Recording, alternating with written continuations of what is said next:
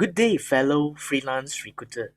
Today's topic will be how to identify the most important requirement on a job description page. Okay, so there are two things you can focus. The most important requirement is always about experience. Second thing that you can actually take note will be language. And the third thing that requires would be any additional skills or any additional knowledge the client requires. Okay, so let me share with you a sample of how I look at the most important requirement. This is Seekers' website. Let's go to the job itself.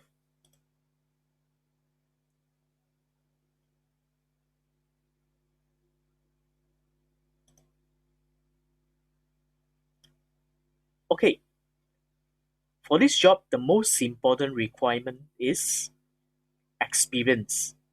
What do you see here? You see at least 1 year experience in banking sales, telemarketing sales. Okay, 1 year experience. All right.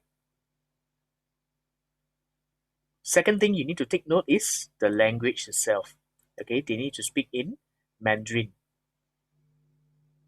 All right. So when you submit candidates to Seekers, if you submit someone that is fresh graduate or someone who is not in the banking line doing telemarketing, your application will not go through.